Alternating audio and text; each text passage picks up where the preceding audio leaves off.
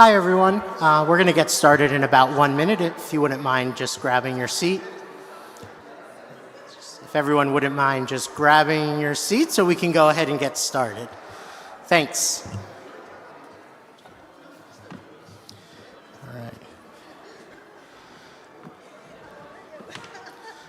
All right. Folks want to just grab their seat. There's plenty of good seats left. Yes.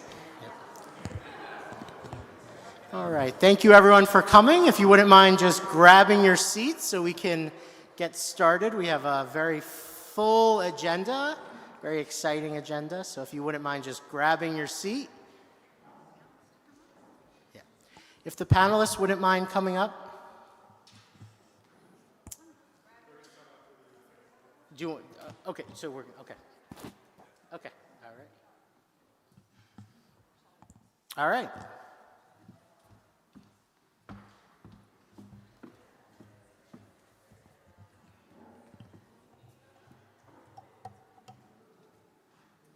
Are all the people from outside in? Okay, great. Well, good evening, everyone. My name is Serene Jones, and I'm the president here at Union Theological Seminary, and it's my great privilege to welcome you to James Chapel, which is what this place is called, for this powerful and urgent gathering, Communities, Not Cages, the Second Look Symposium. As a tradition at Union, I'm going to start our evening by acknowledging the land on which this chapel sits. Union Theological Seminary acknowledges and honors the land on which this building stands as the homeland and territory of the Lenape people, as well as the habitat and dwelling place of the many beings they have been in relationship with. We give thanks to all the spirits of nature. We pay respect to Lenape peoples, past, present, and future, and express support for the flourishing of indigenous peoples and lifeways within this place and everywhere.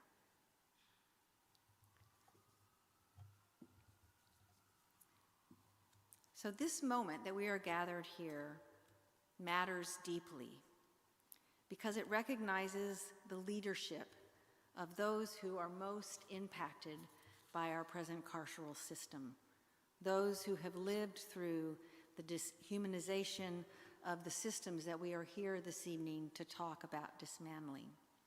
And it's especially meaningful to us at Union because this event was spearheaded by Mujahideen Muhammad, a recent graduate of our Masters of Professional Studies. We call it the MPS.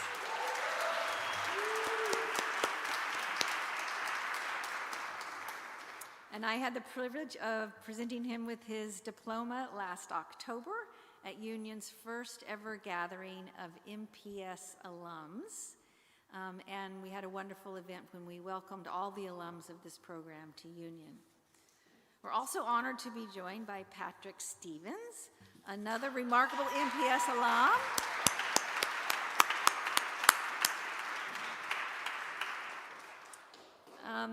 And his story and voice continues to also shape this movement. They are just two of the examples of the extraordinary leadership that flows from the MPS program. Both of the people who are home and those who are still waiting to come home. Union is honored to carry on the legacy of the MPS program, building on the incredible foundation laid by New York Theological Seminary for over the past 4 decades. And this symposium reflects our broader institutional commitment to deepen our engagement with the work of ending mass incarceration, confronting the carceral state, and advancing justice that heals and restores.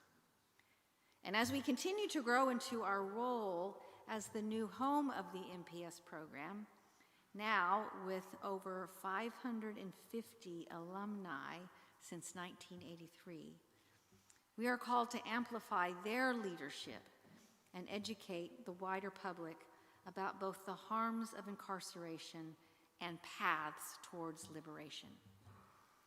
So it is now my privilege to introduce someone who has been absolutely essential in stewarding this program through its recent evolution from NYTS to UTS, the Reverend Dr. Willie Francois III. He is the faculty director of the MPS program, and he joined Union last year from NYTS.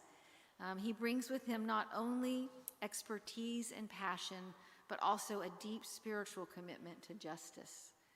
He has provided unwavering leadership, guiding the MPS program through the pandemic and now to its new home at Union. So please join me in welcoming up Dr. Francois, who will open our evening with prayer.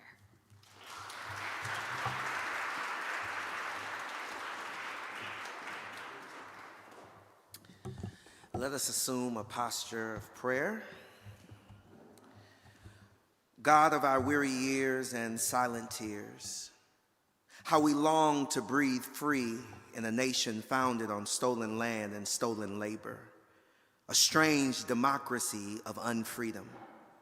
As we inhale the privilege to gather on this campus, we make the jabbing recognition that millions live caught in a carceral matrix most directly. O God, the unholy spirit of punishment sweeping across this republic wages war on your very image, inherent on all flesh, innocent and guilty flesh, incarcerated and non-incarcerated flesh, white and non-white flesh. While we do not claim that everyone in prison is innocent, for none of us are innocent. With James Baldwin, we do claim that the law as it operates is guilty. The collective aches inflicted by the carceral state impress us to pray with Harriet Tubman that a person who would send another person into bondage would be bad enough to send him into hell. With Angela Davis' perceptive tenacity, we ask, O Spirit, for the gift of public eyes that hack into the ideological work that prisons perform, relieving us of the responsibility of solving problems in our society, especially those produced by racism and global capitalism. God, we've spent billions to overregulate bodies and unregulate markets. But we pray with that Palestinian carpenter turned revolutionary rabbi to expect your spirit, the spirit of a free God of liberation, to be upon us to proclaim freedom to the captives. May a rush of love devastate the foundations of the cells imprisoning our hearts on this side of the carceral walls, that we may locate the courage to rid ourselves of steel cages that deform the human spirit of our siblings trapped in jails and prisons. In the spirit of Frederick Douglass, it is not light that we need in this political moment, but fire. It is not the gentle shower, but the thunder. Transform us into a storm that quickens the feeling of the nation, a whirlwind that rouses the conscience of the nation, an earthquake that exposes the hypocrisy of the nation. Ruin our illusions of public safety and ravage the walls that we erect to segregate our hearts from the pains of those transfigured by mass criminalization. God, exercise the fear that short circuits our native will to love. Embolden within us, we the people, a love-infused imagination to believe in the efficacy of community over cages. Give us an appetite for public policy that heals, and give us a sense of being human, unyoked by the need to create enemies. And so it is, in the name of love, Ashe. I now welcome to this platform Dr. Geraldine Downey, Director of the Center of Justice and the Robert Johnston Niven Professor of Humane Letters and Psychology at Columbia University.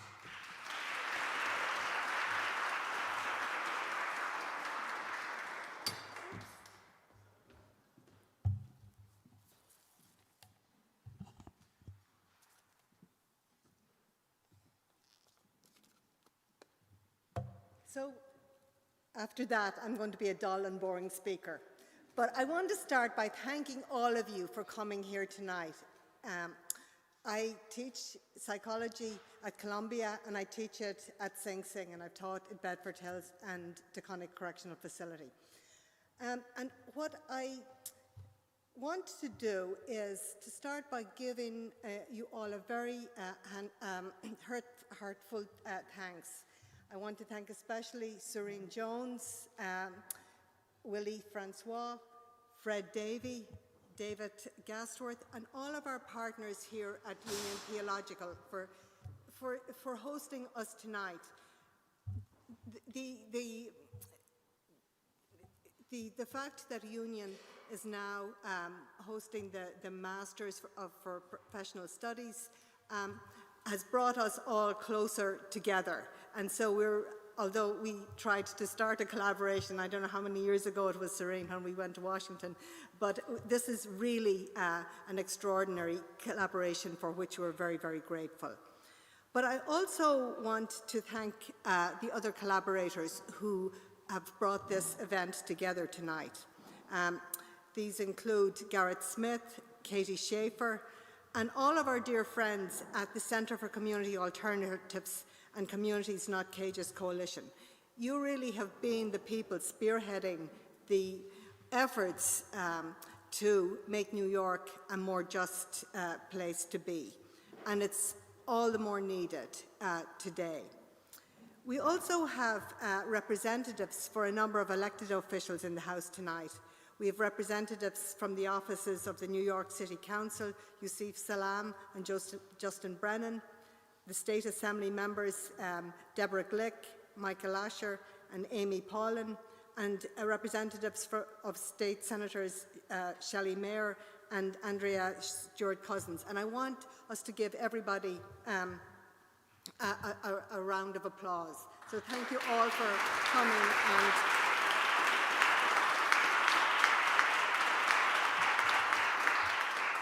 and being here with us in the fight together to change the laws. So I co-founded the Centre for Justice with Cheryl Wilkins and Kathy Bodine when they came home from Bedford Hills Correctional Facility. I'd been a professor in the college program there, and I saw what they did to bring back college to prisons. And I think that that's one way that's bringing us all together tonight. At the Centre, we have a mission to advance non-carceral solutions that are rooted in healing, in dignity, in accountability, and in transformative justice. And what we try to do, and I think the success of it is evident here tonight, we try to build collective power for those impacted by mass incarceration. And the power of that collective is here in the room tonight. But the Centre has always been interested and invested in resentencing and in fighting for a second look. But our efforts most recently have been inspired by a group of men at Sing Sing. So for the past 2 years, Noah Remnick and I have been facilitating something that's really special for us, and hopefully for everybody else who's involved in it, a book club for men on exceptionally long sentences. In many cases, they're serving life without the possibility of parole. And some of them, or I should say that most of them, came in very young. They came in at the same age as our college students today, or even younger than that. In the book club, we meet weekly to discuss our readings. The first book that we read is Miller's Children by James Garbarino. And it's not so much just a discussion of the readings, but it gives us an ability to tackle, or a window into tackling, big questions like what are the consequences of childhood trauma and juvenile crime. We talk about remorse, we talk about forgiveness, and we talk about the meaning of redemption. So for many of the extraordinary men in that group, the Second Look Act is their only chance of seeing life on the outside again. But one of the group's members, one of its co-founders in fact, came home nearly a year ago today, after 24 and a half years. This is Mujahideen Muhammad, and I'm lucky enough to say that he's now a co-worker with us at the Center for Justice. He's been working with us since he came home, but he's transitioning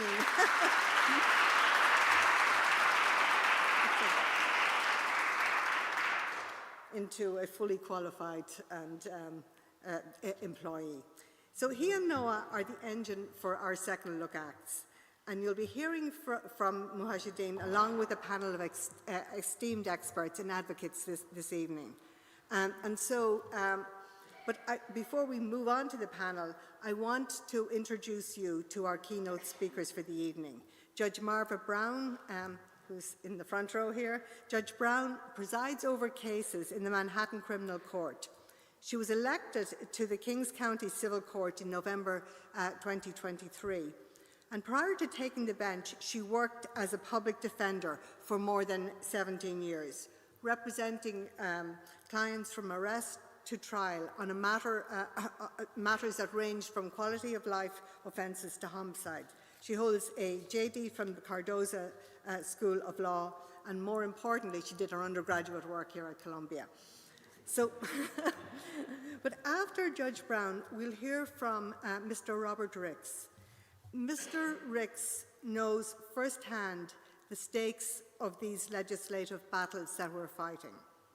This past December, Mr. Ricks' son, Robert Brooks, was tragically beaten to death by a group of correctional officers at Marcy Correctional Facility in upstate New York.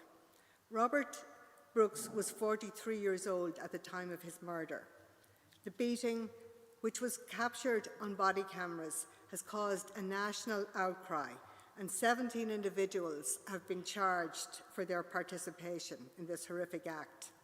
Since then, Mr. Ricks has been a tireless advocate on behalf of his late son and all of those harmed by our state's system of punishment. And we're truly delighted and appreciative of you being here with us tonight. So please join me in welcoming to the podium Judge Brown and Mr. Ricks.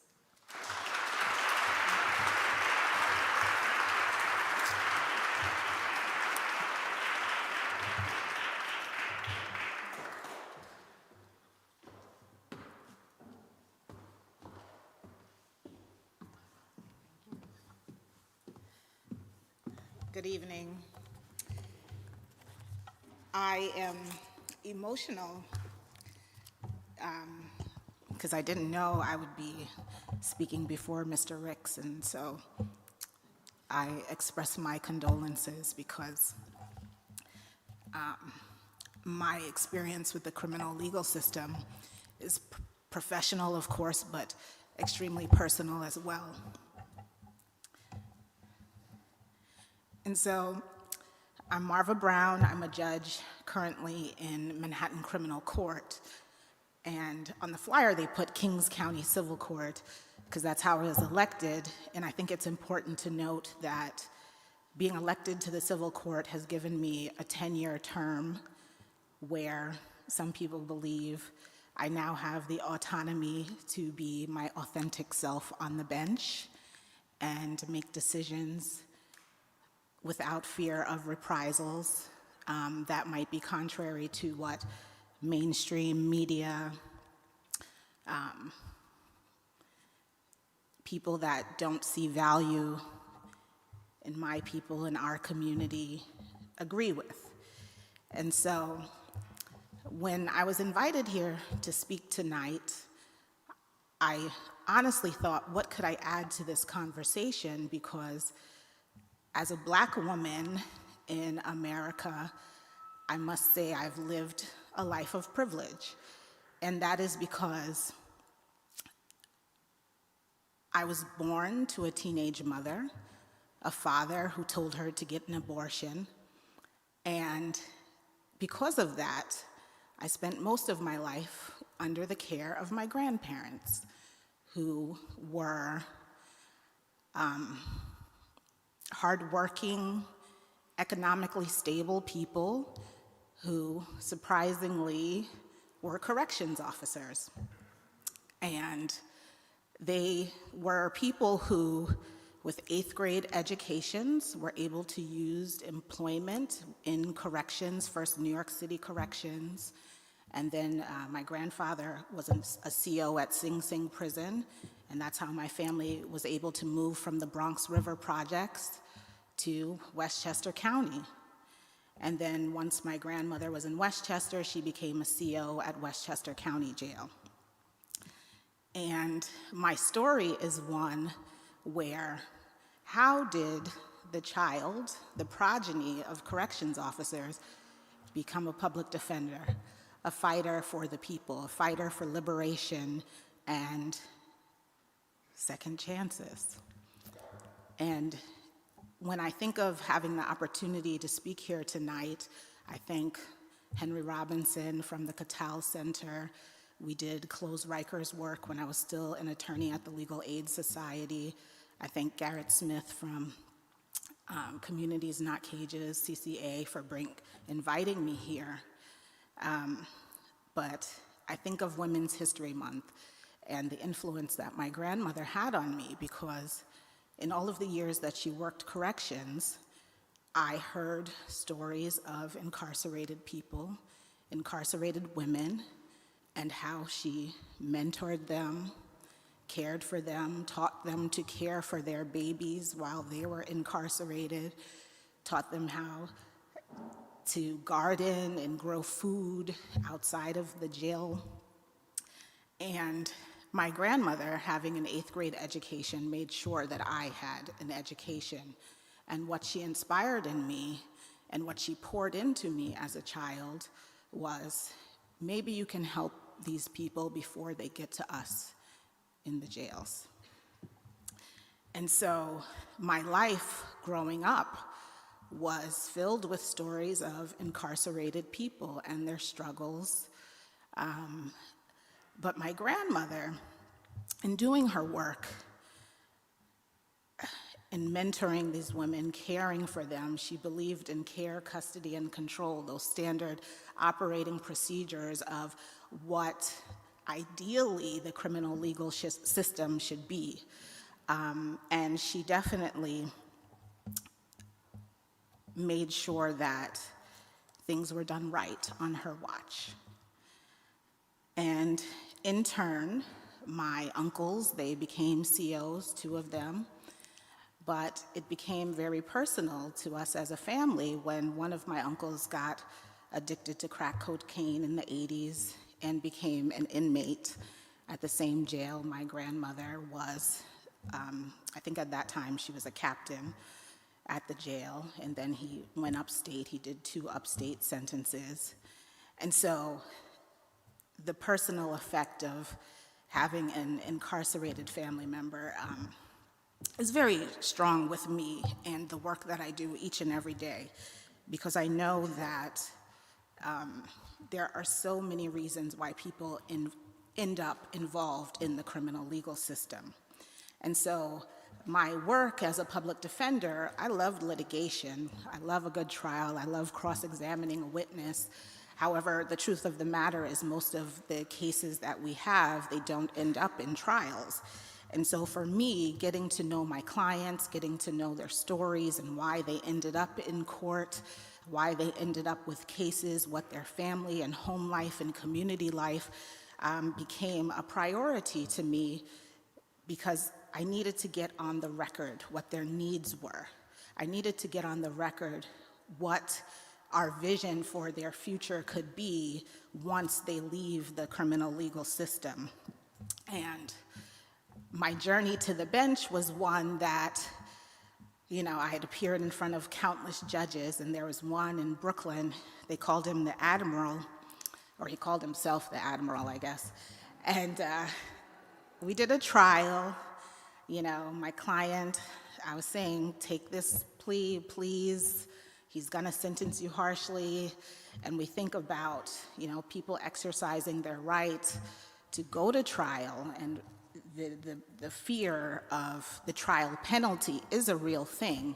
But for this client, he just said, this is too much time. I'm not gonna take it. I'm not gonna take it. And so we did the trial, and he was convicted of a burglary in the 2nd degree. in a case where no one was home, no one was injured, but he had 2 prior felony convictions on his record, and this judge gave him 15 to life. And I think my client at the time was about 28 years old, 15 to life. And we appealed the sentence. Higher court said that judge abused his discretion. And we came back for resentence in front of another judge. And as we were preparing the pre-sentence paperwork on resentence, we asked our client to, let us know what he had been doing while incarcerated upstate and all that. And a big problem came out when he wasn't offered any programming because he had life on the tail end. And we could say to the judge, he doesn't have any infractions, he has a job in the mess hall, but really in terms of programming, education, vocational, he did not have, I would say, opportunity and possibly wherewithal to really fight to get those services and engage in those services. But even still, we had presented information to the second judge for resentence that he had learning disabilities his entire life, mental health disabilities. We had DOE records from years prior that the schools were trying to get his mother to come in for counseling, to arrange services, to arrange evaluations, and she would just blow off the school. So from youth, really having no opportunity to have his needs addressed. And so the second judge, a Black man who grew up in Bed-Stuy, Brooklyn, said to my client, "Your life matters to me. Your life has value to me." And he resentenced him to the minimum, 7 years, which at that point, after pretrial incarceration and appeal time, he was getting out within, I think, 6 months at that point. And so when I think of my career as a public defender and saying I need to be in that decision-making role, that decision-making process as a judge, I ran my campaign shortly thereafter because we have to have people on the bench who see value in the people's lives that come from our communities.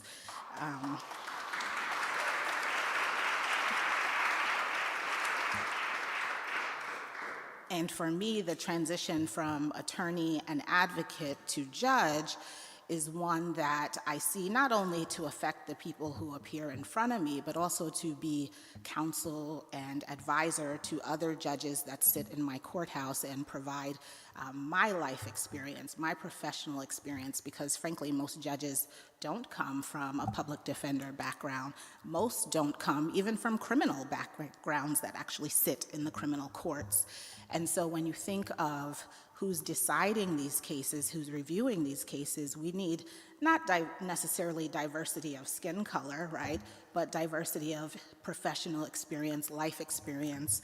And so that has been part of my mission to say we need to expand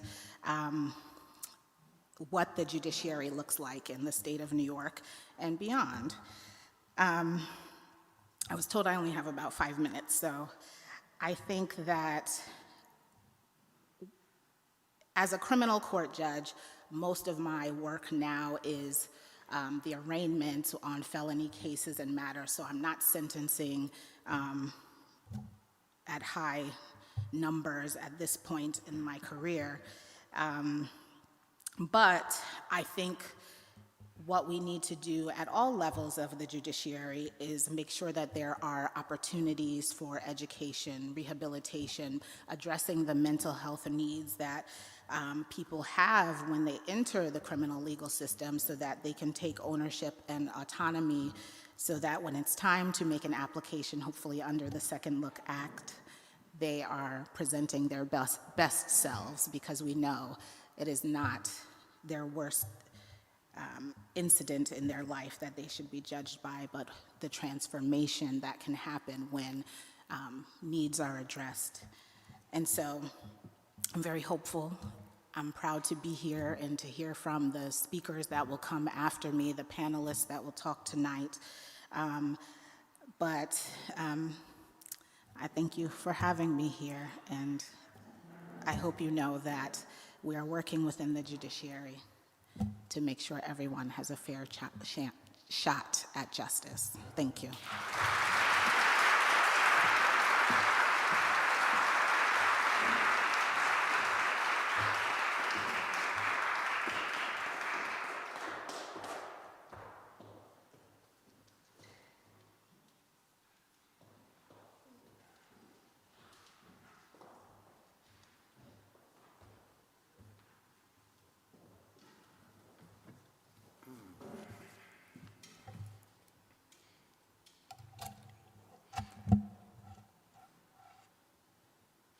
Can I have a moment of silence? A moment of silence for my son and the thousands of other men and women who have been murdered in prison, for their little brothers and little sisters and mothers and fathers who will never see him again. Can I have a moment of silence for the man or the woman who was probably forced to make decisions long before they were capable of making good decisions, and they made these decisions and they sent their lives on a trajectory that ended them in prison? Can I have that moment now, please?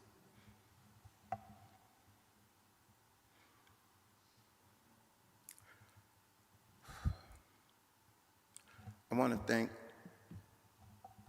CCA for providing me with this platform to keep my son's story alive. I want to thank my higher power for giving me the courage to fight for justice for my son and for every other son and daughter that are behind bars. And I want to thank that little girl right there. She made me put on this hat. Because every time I think about the atrocity that happened with my son, thoughts of her is the only thing that can restore me to sanity. It's the only thing that tells me you still got reason, you still got purpose.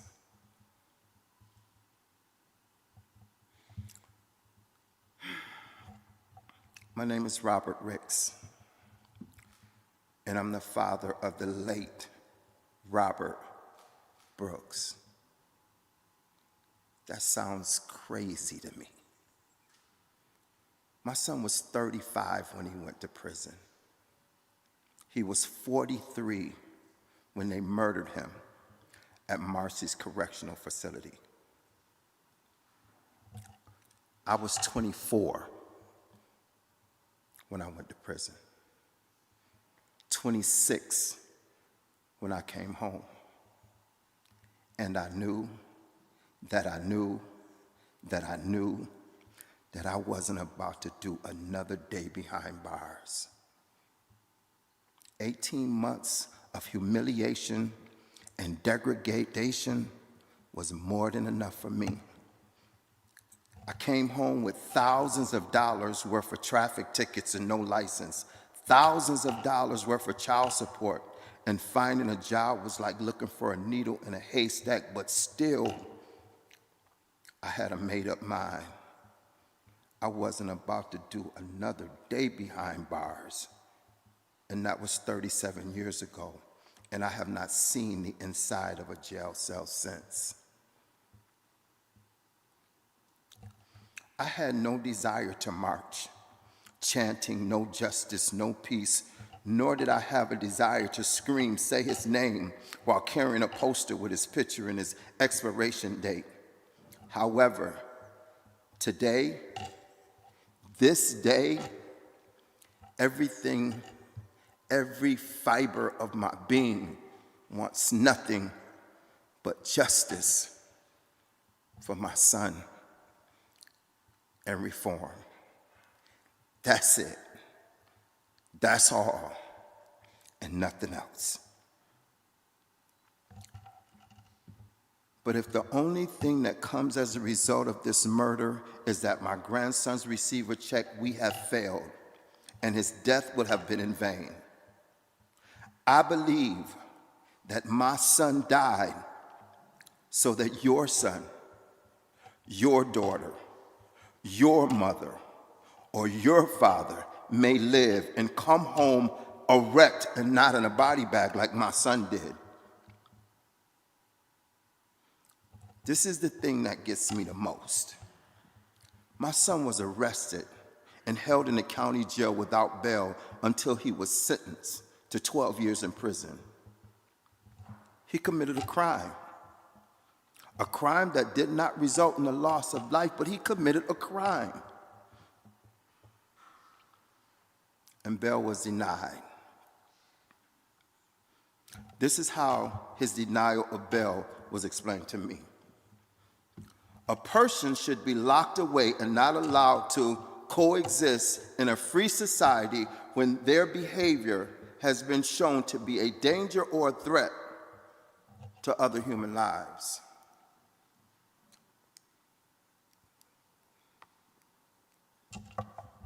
Let me repeat that. A person should be locked away and not allowed to coexist in a free society when their behavior has been shown to be a danger or a threat to other human lives. Can I see a show of hands of the people who saw the video of my son being beat to death? Thank you. That video shows a group of prison guards who are indifferent and intolerant, to say the least, but so much so that they are willing to kill as a result of their intolerance. They murdered my son on video and acted as if it was just another day at the office.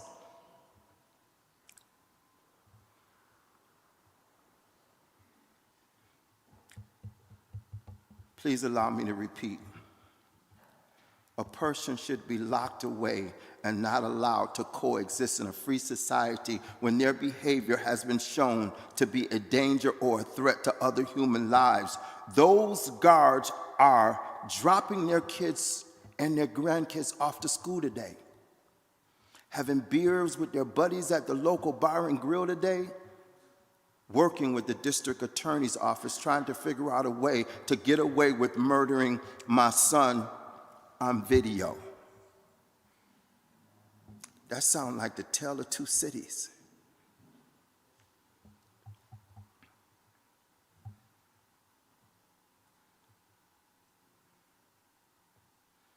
In my 62 years of life, I have never witnessed a more sadistic, heinous crime. On August 3rd, 1857, Frederick Douglass delivered the West Indian Emancipation Speech in Canandaigua, New York. In that speech, he said, "If there is no struggle, there is no progress." He also said, "Power concedes nothing without a demand. But we can't only demand when there is a knee on her neck, or when her house is riddled with bullets and she's dead, or when his toy gun is mistakenly taken for a real gun and he is shot down in a playground, or when he's been beaten to death and is caught on video." Monday through Friday, we are the first hired. We are the first fired and the last hired. Every day there is taxation without representation. Every day poverty and hopelessness have our kids standing on corners selling poison and murdering each other. Because of the way the system is set up, the have-nots will go to jail. The deck is stacked and the cards are marked. But these excessively long prison sentences are absolutely inhumane and unnecessary. After 18 months of being devalued, disrespected, and humiliated, I had had enough. I was never going to put myself in a position to feel that again. And the 8 years in jail that my son did of his 12-year sentence was more than enough. And I knew it was enough. He wasn't getting better. The first few years, he was doing the time. He got his GED and a sign language certificate. He had taken maintenance classes and horticulture classes. He was getting ready to come home. But then, time started doing him. I could feel it when we talked on the phone or when I visited him. But he would never complain. "I'm good, Dad. I'm just staying out the way," he would say. "And I'm looking forward to coming home. I want to use my experience to help kids stay out of this place." I was invited here today to support the Second Look Act. My son wasn't a killer. He really wasn't even violent. The disease of addiction runs deep in my family. My grandfather killed my grandmother in a drunken stupor. My mother was a weekend alcoholic. My daddy was an everyday drunk. The disease of addiction ran deep in my family.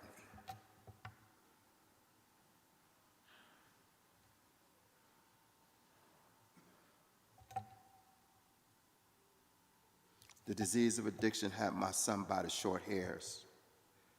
And one day he lost it.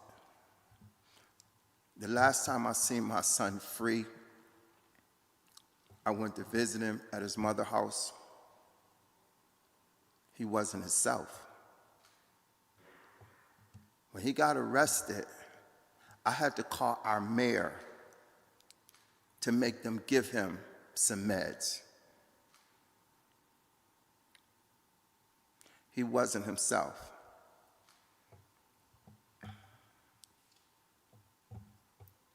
But what I know is that he had repented. He had asked forgiveness for the woman he had harmed and was ready for his second chance long before they murdered him. For the last 32 years, I have worked with at-risk kids. I'm the founder of a youth organization called Mentors Inspiring Boys and Girls. I work with 125 to 150 kids a year. In my program, we touch and change lives. My son would say, "I want to do what you do, Dad." I'm a member of the Second Chance Club. My son was denied his second chance. I believe that if we had laws like the Second Look Act in place when my son was incarcerated, he would have been home long before they murdered him, touching and changing lives like his dad.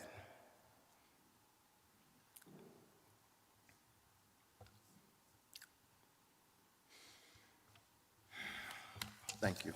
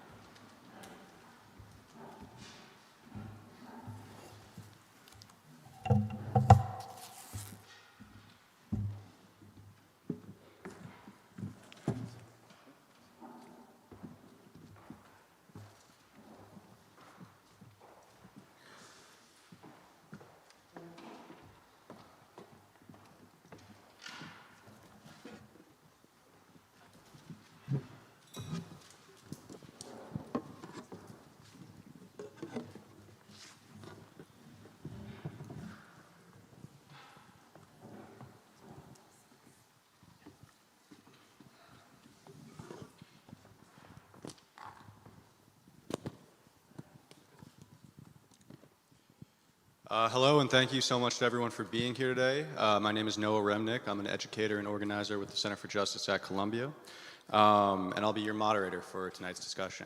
I wanted to start by reiterating Geraldine's earlier thanks to everybody for being here. It's a really wonderful showing tonight. To Union for hosting, obviously, to CCA and the Communities Not Cages Coalition for being such leaders in this fight, to Judge Brown for her wisdom, and of course to Mr. Ricks. We are all proud to stand alongside you. We are grateful for your unflagging dedication to this cause, and we are incredibly grateful for your words here tonight. Thank you so much, truly, truly. Another round of applause.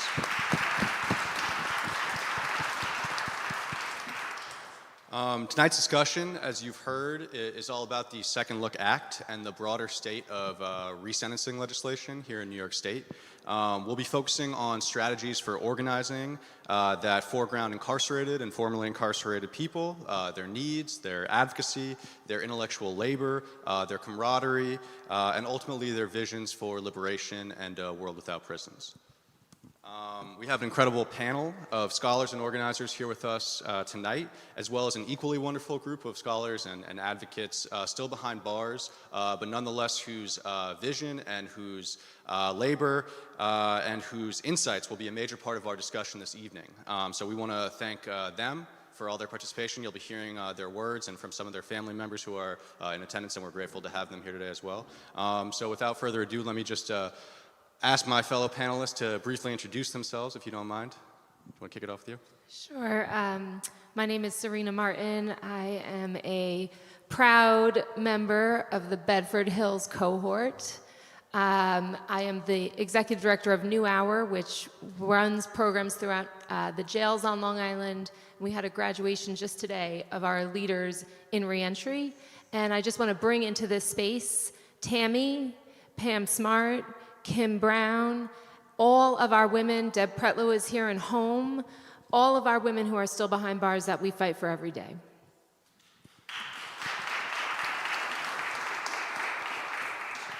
My name is Mujahideen Mohammed. I'm a research assistant at the Center for Justice at Columbia University, and I also founded a nonprofit organization called the Pillars of Promise, which consists of formerly incarcerated individuals who are committed to promoting positive images of incarcerated people and raising awareness about what makes them deserving of second chances.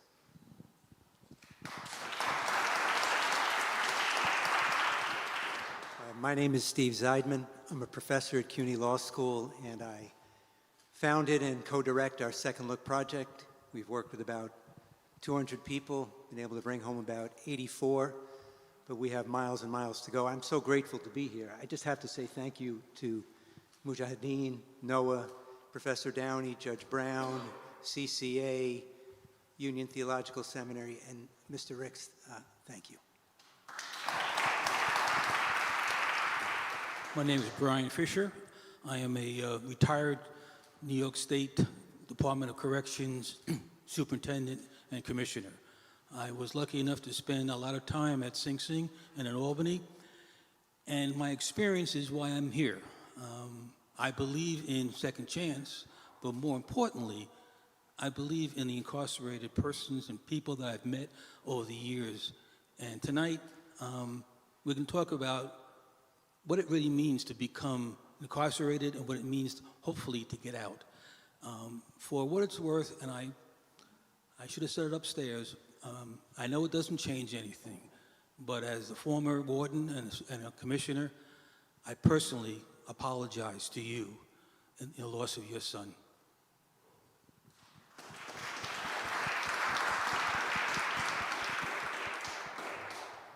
Good evening, everyone. My name is Patrick Stevens. I'm a leadership fellow at the Center for Community Alternatives. I'm also the co-founder of Doing Sorry, which is a restorative justice organization dedicated to highlighting those incarcerated individuals who exemplify this concept of doing sorry and who are very focused on their futures and how they're going to promote healing in the world.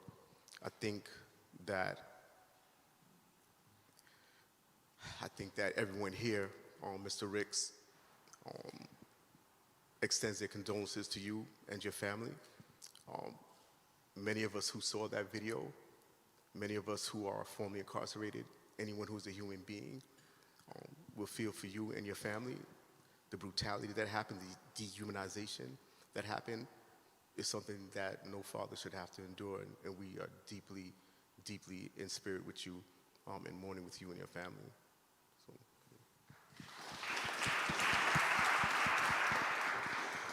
Good evening, everybody. My name is Wilfredo Laracuente, and I've also done 20 years. I came home from Sing Sing Correctional Facility a little under 4 years ago.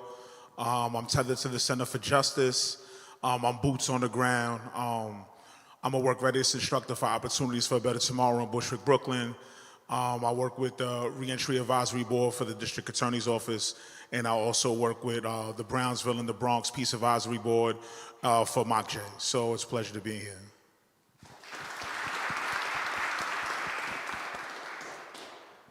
So, Steve, I'd like to start with you. Before we get into the current proposed legislation, I want you to give us a little background here. Explain to us, if you can, the big picture predicament of excessive sentencing in New York State and how you see it contributing to the broader picture of mass incarceration. Sure. And I'm going to ask everyone to bear with me, just because I'm going to rely on notes. I want to get this right. So excessive sentencing, you know, there are so many people in New York State Prison, in so-called blue progressive New York State Prison, serving massive sentences. And it's been my experience that most people, other than those who've been directly impacted, don't believe it. It's a fact. And I think it's important. There are a couple ways to think about it. I was a public defender as well, and it has always struck me the way that we in the court system, that we sanitize excessive sentencing. Oh, sorry.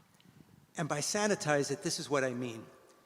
You'll hear sentences like 50 to life, 75 to life, 45 flat, life without parole, but nobody calls it what it really is meant to be. What it's meant to be, and what that prosecutor asked for that sentence, and frankly, when a judge happens to hand it down, they should call it what it is. I sentence you to die behind bars. That's the truth of it. That's the excessive sentencing that we have in New York State. That's the reality for thousands of people. And when I say thousands, and I know this is really about individuals, not about numbers, but since Noah asked the question, let me just give you some numbers. This is from the March 2025 report from the Department of Corrections in New York State. So some of you might be familiar with the fact that there's been an advocacy push for a long time. And this is going to sound, by the way, partly crazy. But the push is for a 20-year maximum for any crime. It's a hell of a lot of time. That's what we're actually, in New York, that would be mind-blowing, a 20-year maximum. But actually, it would bring this country, it would align the United States with most other similar Western industrialized nations. But rather than a 20-year maximum, this is from the DOC's report, we have 6,667 people today in New York State Prison serving sentences with 20-year minimums, not maximums. And it's these sentences that fuel mass incarceration. And it's because they are etched in stone. And I'll just take 1 minute more to explain what I mean by this.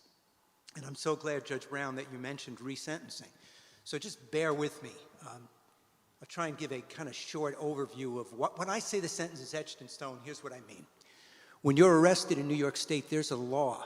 There's a way that you can argue. Your lawyer can bring a motion saying, you know what? Dismiss the case in the interest of justice. Dismiss it because it's the right thing to do. We have that law. And if you are convicted and sentenced to an extreme sentence, as Judge Brown pointed out, on your direct appeal, meaning that first appeal, the appellate court can reduce your sentence in the interest of justice. But you know what happens after 5, 10 years after your direct appeal happens? When you've become a remarkably different person? We do in New York. We have a resentencing law. But you know the problem with that law? There's only one grounds to move.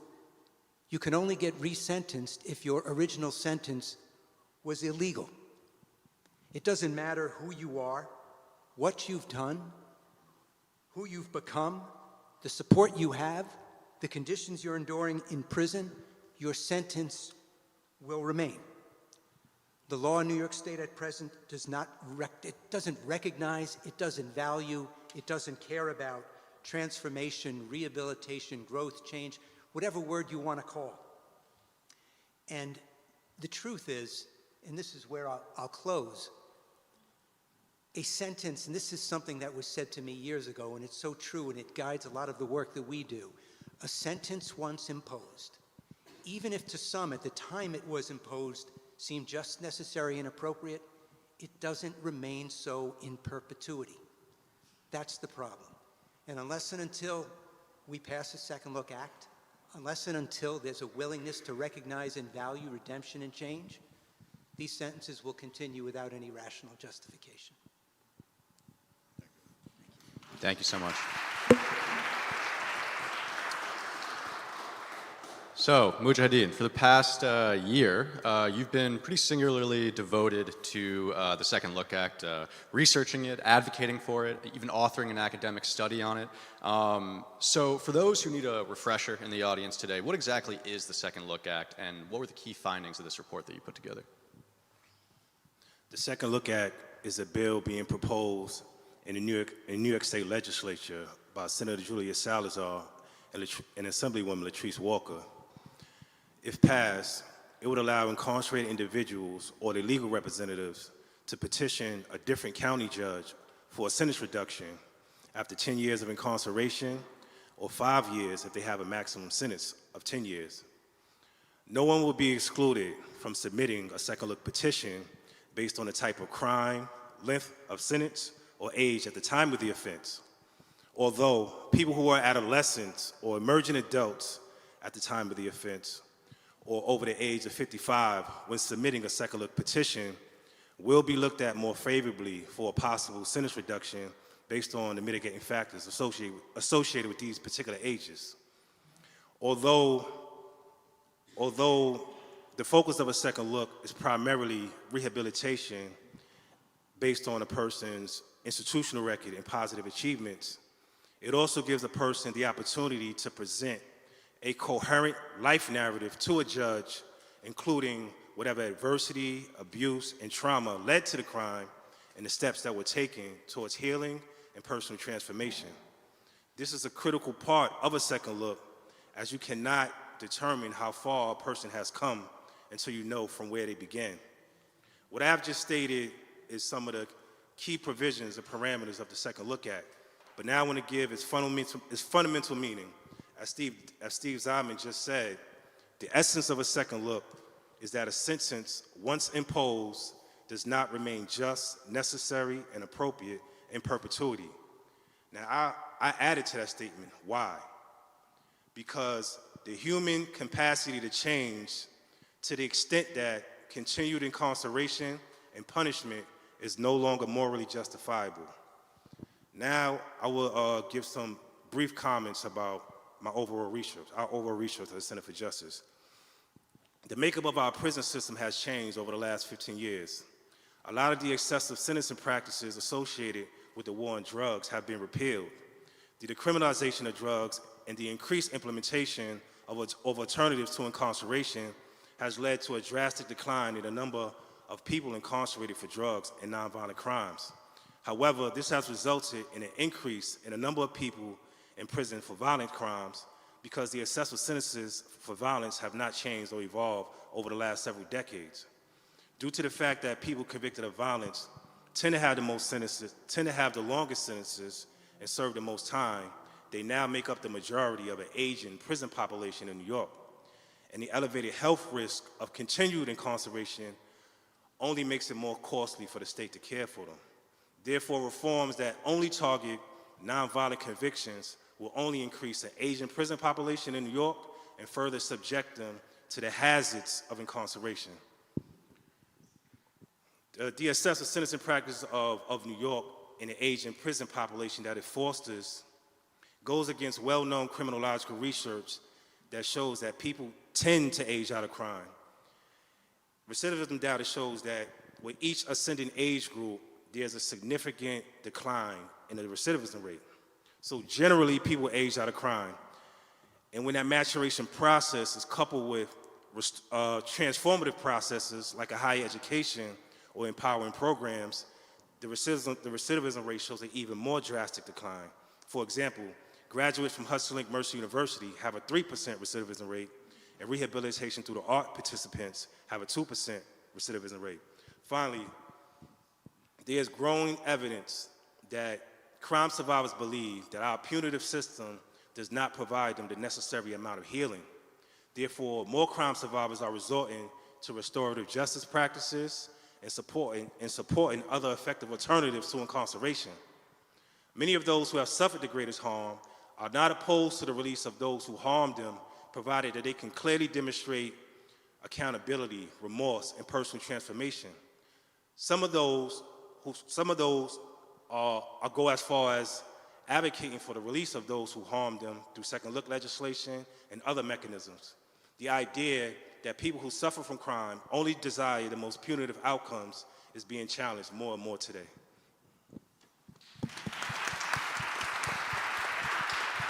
Thank you very much for that. Patrick, I want to turn to you next. We're seeing serious growing momentum from a range of different stakeholders who are backing the Second Look Act. Tell me a little bit more about the support behind the bill and what's needed to actually make it a reality.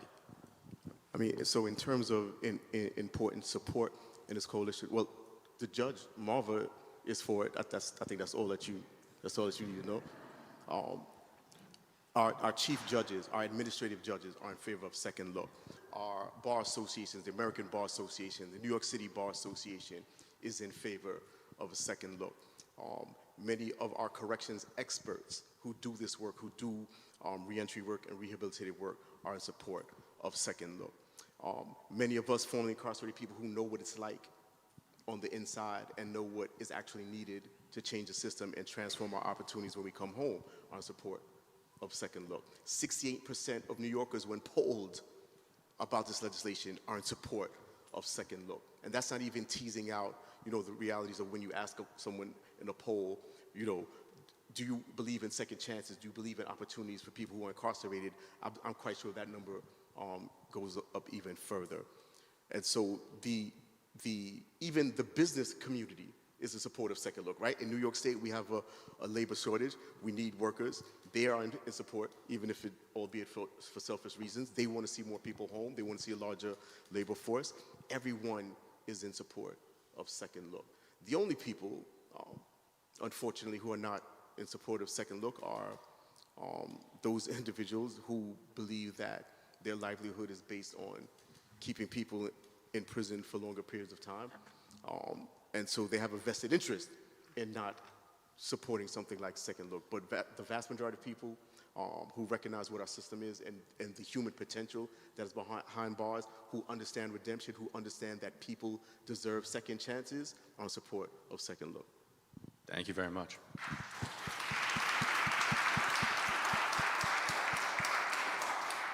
So the next question was one that we actually posed to our good friend Taden Townsley, who is currently in Sing Sing on a sentence of 42 to life. We're very grateful to have some of his family members in the audience here today. Round of applause for them, please.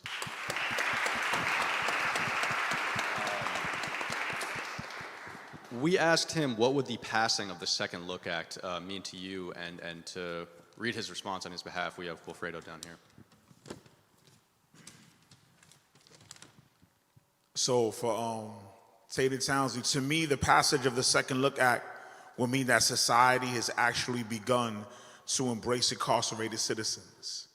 It would demonstrate to me that society sees the humanity in us and realize that we see the humanity in ourselves. I have been incarcerated for over 30 years now, since my adolescence, and I have been left to feel that no one ever has nor ever will believe in my personal growth, rehabilitation, and journey to redemption.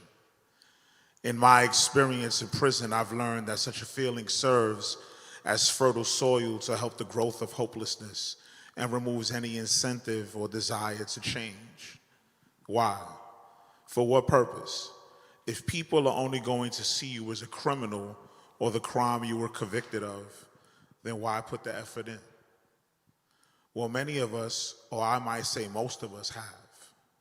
Despite society turning its back on us, Most times before we even came to prison or committed a crime, we have matured into adults with the full understanding now of our own humanity and that in others. From a practical perspective, passage of the Second Look Act might mean that I may have a chance to spend time with my elders in my family, such as my father and my grandmother, before they pass. It could mean I won't have to spend another decade in prison before I can live as an adult in a free world. I could be present for my daughter's first child and my first grandchild. Mind you, my daughter was barely 2 years old when I was arrested. Being present would be the first milestone in her entire life I would be present for. And I could finally begin to contribute to society and my community in a way that would help complete the trek of redemption. A second look would actually allow for a first look at critical factors not previously considered during my trial and sentencing, which would allow me to not only present mitigating factors not previously before the court, but it will also allow me to demonstrate the man that I have grown into in my readiness for release. Passage of the Second Look Act would allow me to finally believe in the stated goals of corrections, that it stands on a rehabilitative measure and not a punitive one.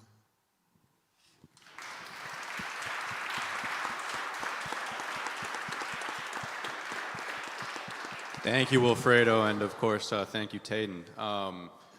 Brian, so, you know, we're sort of strange bedfellows up here, as you actually oversaw the New York State Department of Corrections, while a number of your fellow panelists up here were actually behind bars. But now, here you are up here, a vocal supporter of the Second Look Act. So this next question comes to you from Michael Teneo, who many of us up here know, and who is in Sing Sing on a sentence of 20 to life.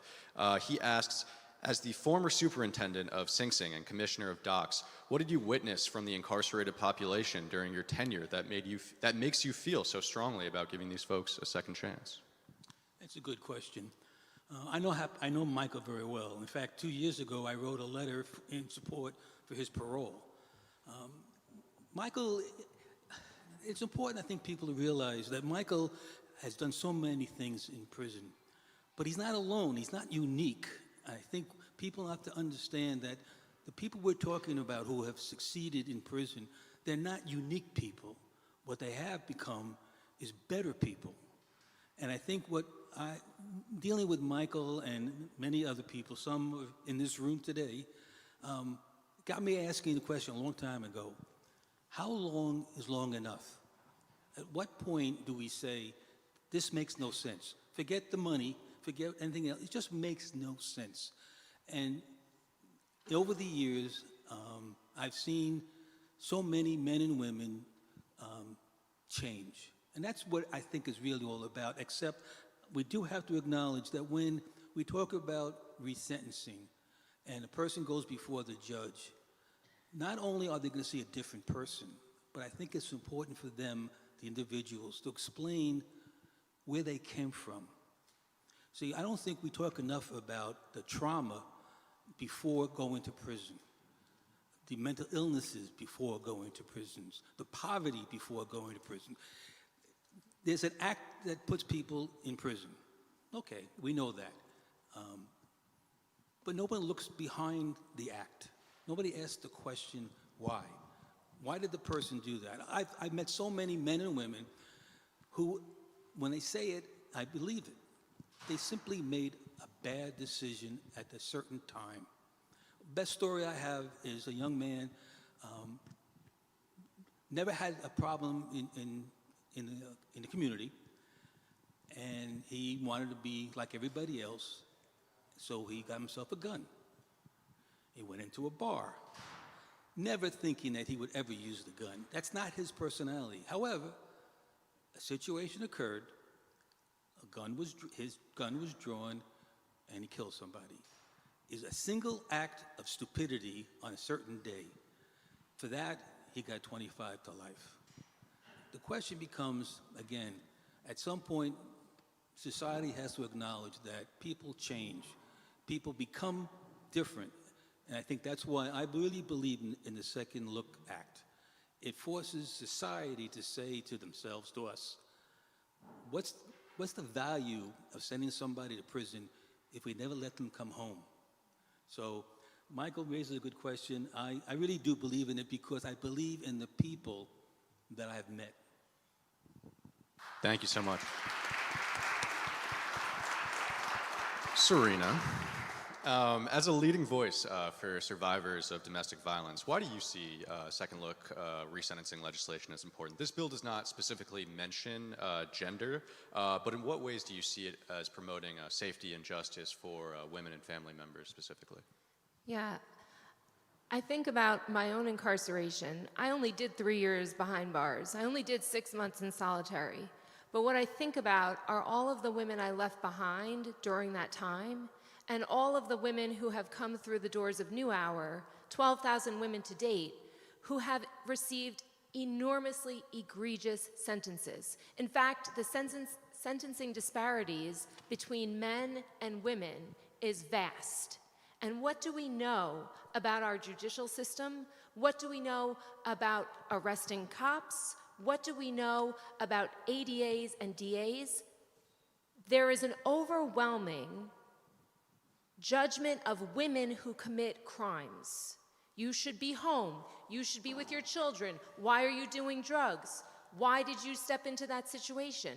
And in fact, domestic violence survivors, one of which I am, are judged even more harshly in the same court of law that sentences men. And I want to point out someone who's here with me today because she should be on this panel, not me. Deborah Pretlow, we acknowledge you as a DV survivor and as someone who's come home this year and is doing amazing work. I left her behind bars. I left Deborah behind bars. See, I didn't get merit time, I didn't get good time because I had a felony, so I wasn't eligible. So I spent my 21st birthday behind bars. And I left Deborah behind. I came home in 2002. She stayed until last year. That kind of sentencing is inhumane. It is beyond the pale. And when I think about many of the women who come through my doors, Mr. Ricks, we know what Marcy has done to our people for so many years because I hear the stories. Not only do I hear the stories, but my own mother was in Marcy. And the harm that it was well known in terms of how people were treated there. This is something we all know and we all talk about. And what I'd like to say is I went back to Bedford Hills for Tammy Eldridge's graduation. Her daughter LaQuinte is with us here from the seminary school. And I spoke to Tammy in the same gym where we used to do step aerobics on the stage to a VHS tape in 1999. But I spoke to Tammy about her sentence. And what was flooring was that she can't ever come home. And the woman I saw on that stage is a leader, is a mother, is someone who's leading gang-involved young women behind bars into doing stomp dance and into changing their lives. But she doesn't get the chance to come home. That disparity that in itself is a crime that our ADAs and DAs should be held accountable for. And I'll stop there. Thank you, Serena. Thank you. This next question we asked of Michael Hoffler, who's serving a sentence of life without the possibility of parole at Sing Sing. We asked him, how would the passage of the Second Look Act change the culture of prisons in New York State? And reading on his behalf is Brian. The passage of the Second Look Act will completely transform prison culture. Sadly, but not surprisingly, prison culture is dominated by gang culture. That is because prison is a microcosm of the poverty-stricken neighborhoods that the majority of the incarcerated individuals come from. When people believe that they have no value or purpose in life, the feeling of helplessness and hopelessness will only result in destruction. The passage of the Second Look Act will help counteract the gang culture It will help the majority of young men and women entering New York State's prison system develop a sense of purpose by giving them hope. For many, it will be the first time they will find themselves in a position to set a goal, accomplish a goal, and reap the benefit of being successful and productive members of society sooner than expected. The passage of the Second Look Act will be the difference between young women and men discovering their true value or continuing on their path of destruction. If given the opportunity to either join a gang or stay in prison longer, or find their true value through rehabilitation and have the opportunity to re-enter society earlier than expected as a better person than they were when they entered, most will choose the latter. The New York State criminal legal system is in a perpetual state of emergency, and the passage of the Second Look Act is part of the solution.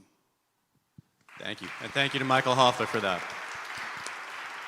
You know, one thing that strikes me in this conversation about the DV Survivors Justice Act and the Second Look Act and resentencing legislation more broadly is that this type of legislation is not just about remediating the harms of the past, but also about the profound human capacity for change, which is something that Mujahideen touched on earlier.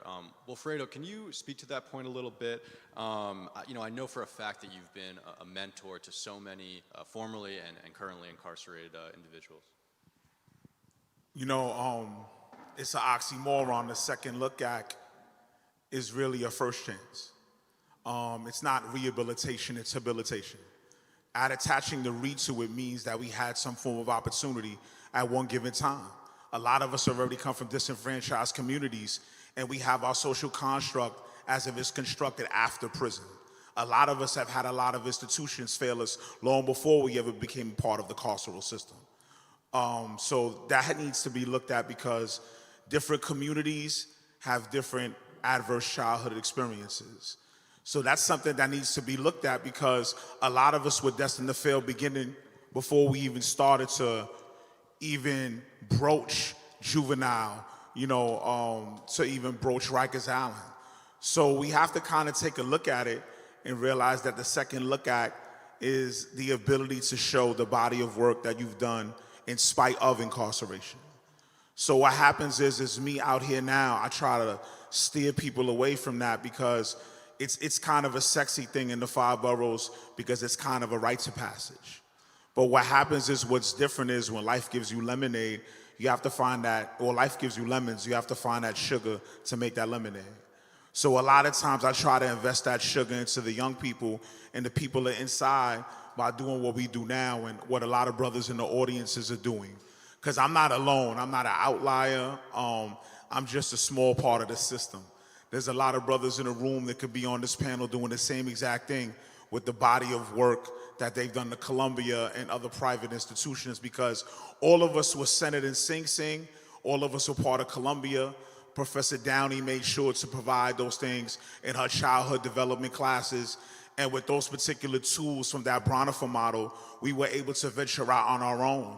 I mean, Patrick and I, when we were housed in 5 building in Sing Sing, so we were able to go ahead and kind of develop this bond and had this vision washing sports in the back of the housing unit to say, I'm gonna come out and be great. And a lot of times in spite of is what we've done. And that's what the Second Look Act does, it just accelerates that process. So, you know, being in that habilitative state of mind when you're inside, I mean, my body of work is a small microcosm to a lot of the men in the room.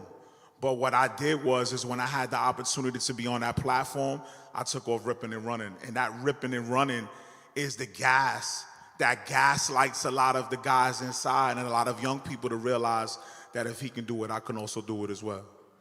Thank you very much. So, Mujahideen, one major section of the report that you've worked on is about the guidance and insight and analysis of our incarcerated scholars at Sing Sing and elsewhere. Obviously, there are a wide range of responses that you heard, but can you summarize some of those insights for us, please? I'll summarize 2 responses from two of my best friends who have excessive sentences.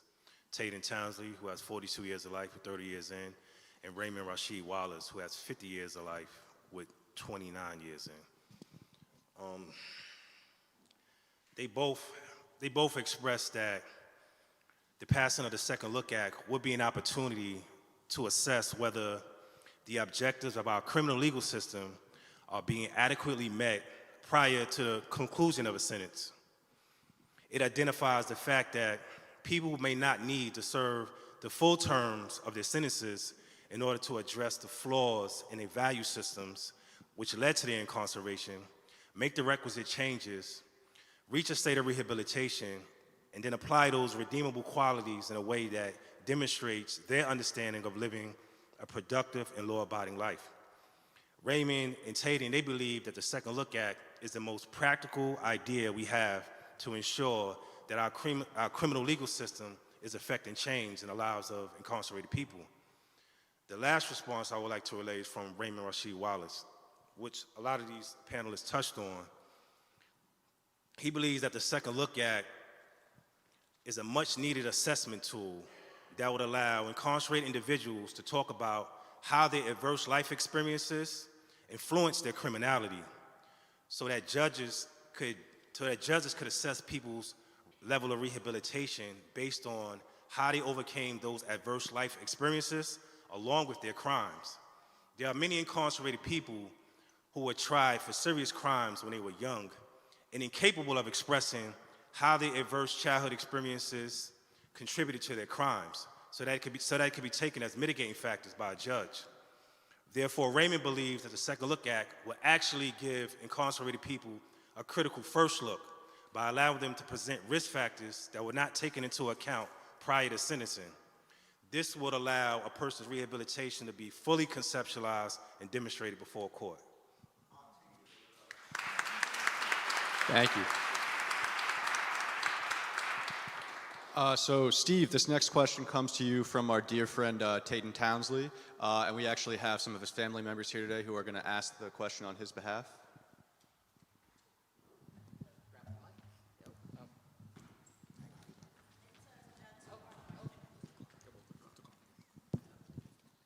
Mr. Zeidman, you know how winded Tayden is. Does society, and more pointedly elected officials such as the governor and state legislators, have a duty to rectify the injustices committed over 3 decades ago upon the people who continue to serve out their sentences? Should I read the second part now? Please. How might this relate to other laws that have been passed as a result of cases such as Miller v. Alabama, raising the age and changes to the parole statute, which now requires consideration of the defendant's age when the crime was committed? Thank you. Tayden uses he uses a few very, very critical words.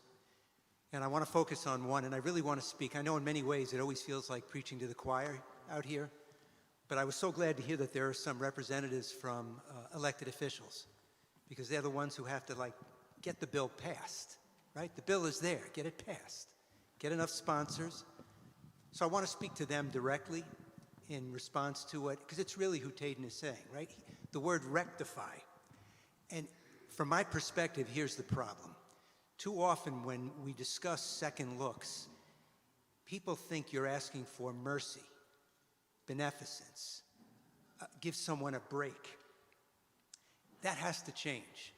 It's not about mercy. And I'd be remiss at this moment if I didn't mention that we don't have a second look act. We don't have a bill yet, but we do have a second look mechanism. And I'm thinking for people like Tayden in particular. Clemency is a second look mechanism. It exists. I don't know how many people in the audience are aware of it. The governor has absolute, unfettered, vast power to commute sentences tomorrow. There are over 1,000 pending clemency applications. Some of them as robust and powerful as Tayden Townsley's that's been sitting there for 3 years. And I mention that for a couple of reasons. One is, I don't know if he's still here. Stanley Bellamy, are you still here? Stanley's in the back. I think as we all think about the Second Look Act and what we can do, there's a movement being led by people like Stanley Bellamy from Release Aging People in Prison to persuade, to push, to make the governor use her clemency power. There's a rally, if I can do this, April 7th at 10:30 in front of the governor's office. Please come. The governor needs to hear from people about why we're waiting for the Second Look Act. She could do this tomorrow. But I also mention it because just like the Second Look Act, every time you talk about clemency, people throw around this word mercy. And what I hope we can do, and I hope we can impress upon elected officials, district attorneys, judges, it's not about mercy. It's an obligation. It's a responsibility. It's to rectify, Tayden's word, it's to rectify the crisis of mass incarceration that has been caused by all these death by incarceration sentences. I'm also struck by one other word that comes up a lot. And I'm sure a lot of the men and women who've been inside, have seen the parole board, are very familiar with this word, accountability, right? There's an expectation when you're arrested, when you're sentenced, when you come up for parole, that you're going to take responsibility for harm caused, that you're going to express remorse, you're going to try and make things better.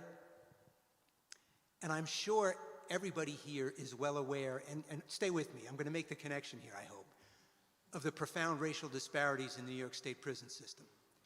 So according to the latest census, 14% of the New York State population is identified as black. And yet according to the Department of Corrections, they identify 50% of the people in state prison as black. But stay with me. That disparity, which I think most people already know exists, it gets worse, more profound when you look at who's serving the longest sentences. It increases exponentially. And stay with me one more time. It increases even more when you look at the age when someone was sentenced. So this is some more data for you. I foiled the number of people serving life sentences when their crime of conviction occurred when they were teenagers. Approximately 2/3 of those people are identified by the Department of Corrections as black. 10% are identified as white.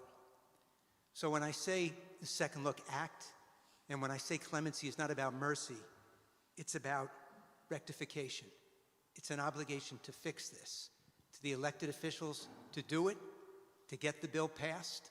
But I also want to emphasize one other thing, and this is to all my colleagues who are pushing for the bill to be passed. If and when it gets passed, we can't celebrate yet, because the pressure at the same time has to be put on the judiciary and the district attorneys, because we can win the battle and we can lose the war. And why do I say this? And again, I don't know if we have any prosecutors in the audience, but doing this clemency work, and I'm thinking of someone like Tayden Townsley. We've represented over 200 people. That means we've reached out to about 200 district attorneys for support. You want to know how many times they've supported clemency? 1. So my fear is we win the battle, we get a Second Look Act passed, and you know what happens? Prosecutors oppose it, judges therefore refuse to do it. So to me, how do we start to have this conversation? It's to say this is an obligation. This is a responsibility. It's not an act of mercy. Use the power you have to rectify. And I'm grateful to Tayden and his family for making the point.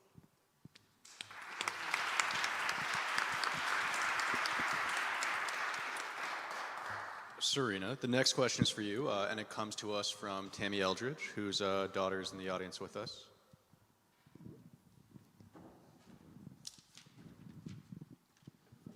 Hi, Tammy Eldridge, my mother, asks, what should people know about the plight of women with excessive sentences who are often overlooked in these discussions?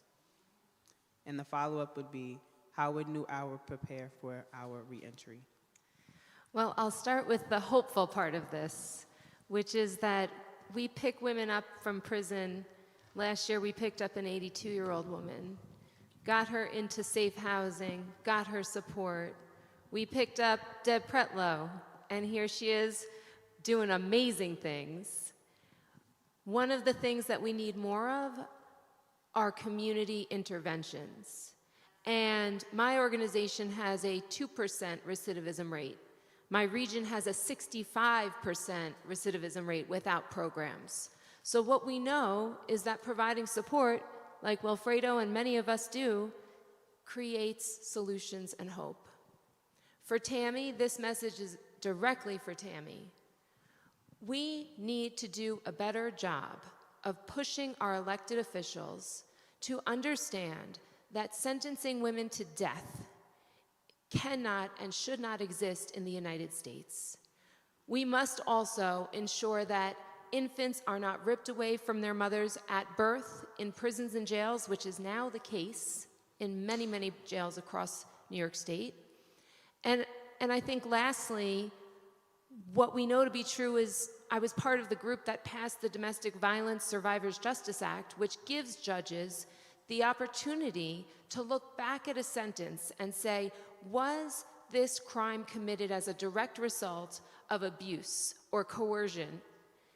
And what we know is that this isn't used enough. In fact, one of our women came home after serving 25 years for killing her abuser, and she tried to apply for the DVSJA, was brought back to court in Nassau County, and ADA said, you just got a brochure and read out of a book what a DV survivor is. She was so re-traumatized by having to be retried and then was denied resentencing. So this speaks to the point that Mr. Zeidman speaks about. If we change the law, but there's no implementation, and we don't hold our system accountable, what hope is there? And I'm doing this work because there are too many women who come through my doors who are sentenced to 10 years, 20 years, 30 years, 40 years, 50 years. And there's 21 and 26 and 28 and 29. I can't take it anymore. We have to do better for our community. And as a Puerto Rican woman, I will say, when I went to prison, I was 21 years old, turned 21, 20 years old. What I saw around me were all black and brown faces. And of the white faces, they were poor and didn't have representation. So when we want to think about how we change the system, we can't stand by and do nothing. We need to call our elected officials every day, and say, LaQuinte's mom, Tammy, deserves to come home. How do you make that happen, Governor Hochul?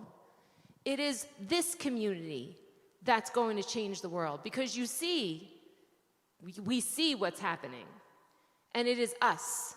It is only us that is the solution.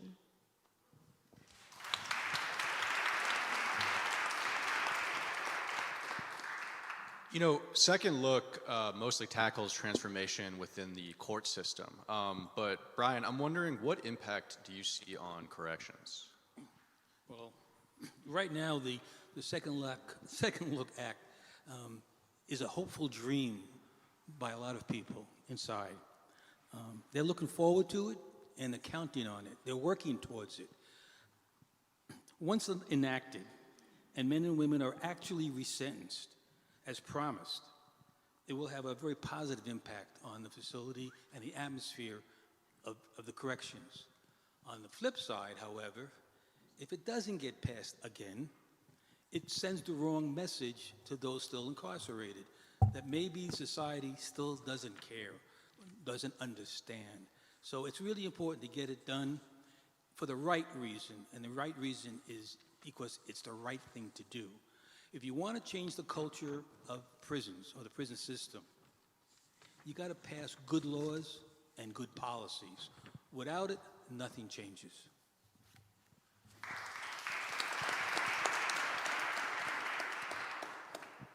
So the next question we posed to our good friend Michael Shane Hale, who is in Sing Sing on a sentence of 50 to life. We asked him, what do you see as the top priorities in this struggle, and what are your preferred strategies for achieving those goals? So Shane responds, and I think it's appropriate that his very first sentence is a quote from Glenn Martin. The people closest to the problem are closest to the solution. Impacted people are assets to their community, whether behind bars or in the free world. Behind the wall, people are defined by their deficits, their needs, their worst day, their limitations, and not by their skill sets.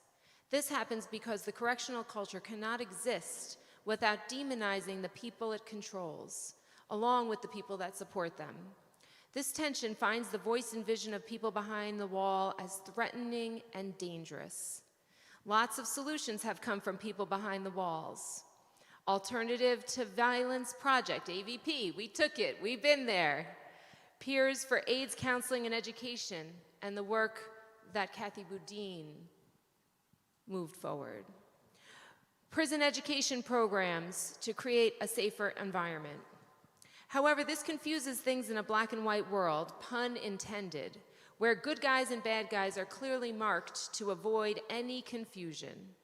So valuable ideas become diffused in the ocean of oppression rather than becoming an island of supportive solutions. In other words, as soon as the incarcerated voices are centered, they are identified as something to control. It's just what the system does. Currently, there is a commissioner who listens, Commissioner Marticello, but that does not happen at other levels.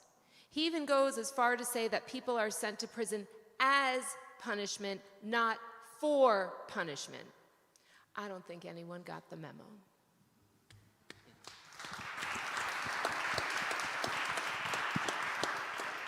Thank you, Serena, and thank you to Shane for that wisdom, as always. The next question is for Patrick, and it comes to us once again from Michael Hoffler at Sing Sing. He says, Patrick, while incarcerated, you excelled in the world of academia, which culminated with you receiving your Master's in Professional Studies degree from UTS. At what point during your incarceration did you discover that you had a passion for being of service to others? And how does it feel to be fortunate enough to receive a second chance at life, which enables you to perform that service today? Thank you for that question. So first of all, Shane, just to talk about Shane for a minute, that quote that you read. So Shane and I were at Shawanga Correctional Facility for a number of years. It was there that we were both a part of the Prisoners for AIDS Counseling and Education program. And so, and the reason that I kind of want to bring this up is because it sort of highlights the ways in which empowered incarcerated people can change culture inside a prison. So Shawanga Correctional Facility is a maximum security prison. When I went there, I had a sentence of 25 to life. And I felt lucky to have a 25 to life sentence because every other person had 40 to life, had life without parole. They were people who had the death penalty, had it converted, and then came to Shawanga, so they had their sentences converted to life without the possibility of parole. Professor Zeidman was very instrumental in getting Roy Bolus and some of my other colleagues out of prison through clemency. They were there at Shawanga Correctional Facility. Roy Bolus had a sentence of 75 to life and did not hurt anyone, right? They founded the Prisons for AIDS Counseling for Education in that program. Kathy Boudin previously started it as AIDS Counseling and Education in '89. And I want people to understand this. In the late 80s, nobody knew what was going on with HIV and AIDS in prison. People were dying, guards were hands off, they don't want to touch you, they don't want to be around you. It was the women who, in those facilities, Kathy Boudin and others, who educated themselves about what HIV/AIDS was, started holding classes, started teaching other people about what it was to be HIV positive, and how you protect yourself, and how we get more resources for those people who are suffering. That model came to Shawanga. Jassy started it in 1990, and a lot of us who were part of that program who learned so much about what it is to be involved in service and to help support other people. This is the sort of thing that would have someone be able to avail themselves of a second look, right? If you're someone who went in for a violent crime, who was seen as a selfish person, but you started a program that helped other incarcerated people deal with HIV/AIDS, chances are that you're going to be able to avail yourself of a second look and have your sentence readjusted. Now, for me, I forgot the question. No, I'm joking. I'm messing with you. I'm messing with you. So he asked, how does it feel to be fortunate? I'm joking. So when I first came to Shawanga, I was very lucky to be around people like Jose Saldana, who's now the executive director of releasing aging people in prison. People like Derek Hamilton, Larry White. Rest in peace to Larry White. These were individuals who were mentors, Shoaib Abdul Rahim, I can't forget Shoaib. These were men who took a lot of us young people under the wing, got us involved in organizational work, got us involved in service. And initially for us, we're young coming into the system, and we're like, I'm just trying to do my time. I just want to figure out when my appeal is going to come up. I need to get out of here. During that time, these mentors were grabbing us to say, look, Patrick, you're kind of smart. We need a secretary at the CAU. And I'm like, I ain't nobody's secretary. No, bro, you're going to take minutes. You're going to be a part of it. All right, I get it now. They trained me. They grew me into that. Now I'm the vice president. Now I'm the president of the organization. Now I'm responsible for other people. It wasn't a conscious decision. It was being fortunate enough to be around other individuals that saw something in me and put me in the position to help other individuals. And over time, it became a thing like, yo, I'm actually kind of good at this. This is a good thing that I'm doing. So it's something that happens passively. It's about being around the right people in the right environment and having really good, strong mentors and having people who actually believe in you. That is very key, and I think that is one of the most disheartening things about the prison system itself, is that it sends a message that the people who are there are not worthy and they don't have any value, they don't have anything to contribute, and the guards will treat you like that. And so it's up to us formerly incarcerated people, the people who live in those spaces, to actually lift each other up and say that I see value in you. I see that you have something to give. I see that you are a person who has compassion, no matter what other people say. I see you, I see the tough stares and all that. You're a sweetheart. Be your authentic self and be that sweetheart and help other people get through this situation just like you're trying to get through it. Thank you, Patrick.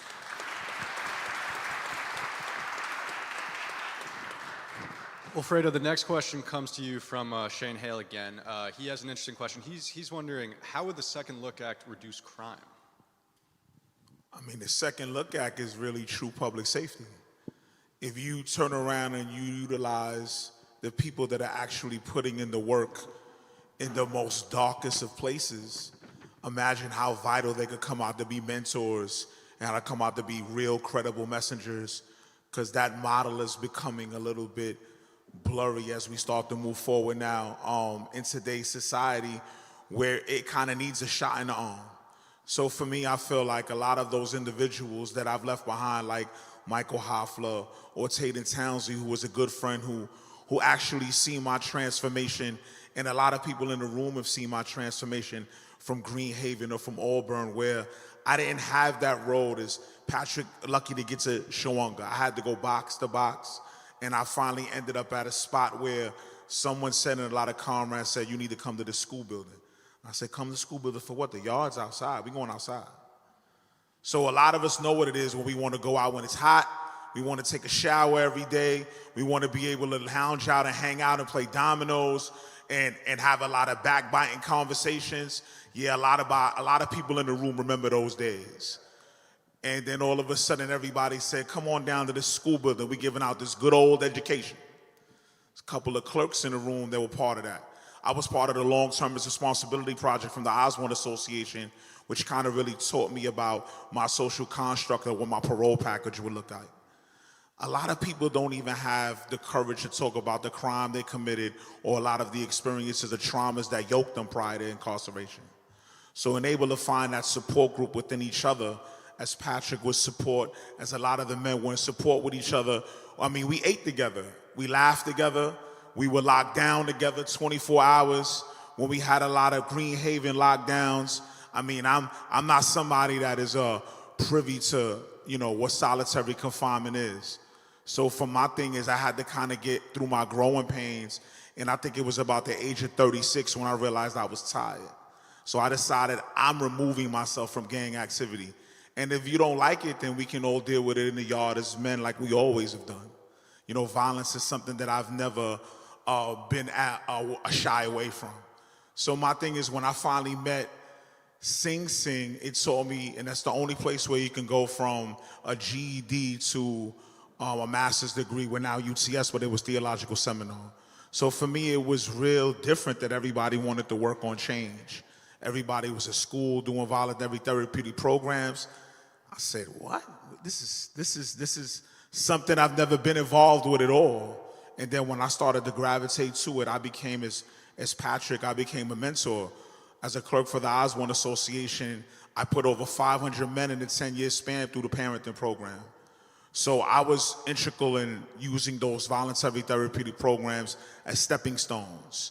So we used those stepping stones to go ahead and be on disciplinary probation until finally Miss Muhammad decided that she was going to give us an opportunity at College for Mercy, rest in peace. And it was people like her that saw things in me that I didn't even see for myself. I came out of Seg from Greenhaven, and I really didn't know what I was going to do. But I helped a lot of people.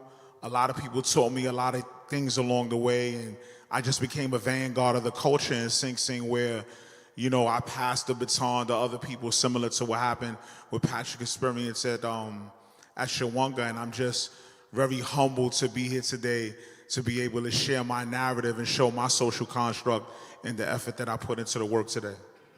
Thank you, Wilfredo. So we're starting to wrap up here, but we wanted to end before we turned it over for Q&A with a few words from some of our many incarcerated scholars at Sing Sing who helped shape our Second Look report. You'll hear from Michael Hoffler, as read by Steve, Shane Hale, as read by Patrick, and Paul Cortez, as read by Mujahideen. We all asked them the same question, which is, how do you envision a world without prisons? This is from Michael Hoffler. A world without prison is a world where humanity would be the primary virtue.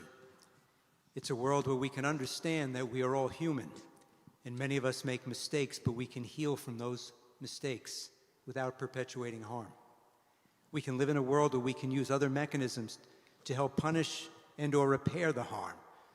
More importantly, it will be a place where all systems focus to build each other up, not to isolate and denigrate classes of people because of their race, color, class, or creed.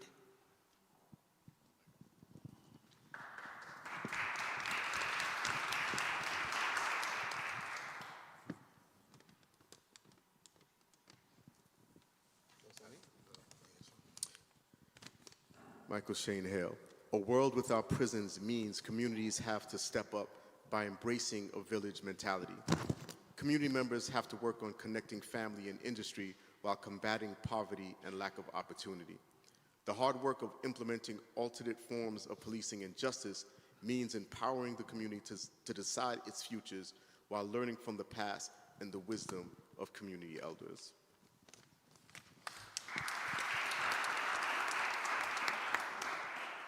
The final response will be from Paul Cortez, who says, we must first concede that our world with prisons is no more safe than one without. As more prisons have been built, crime and violence have only increased. We must ask ourselves why.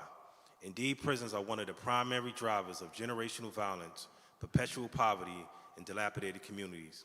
Can anyone truly argue that prisons are a long-term solution for crime?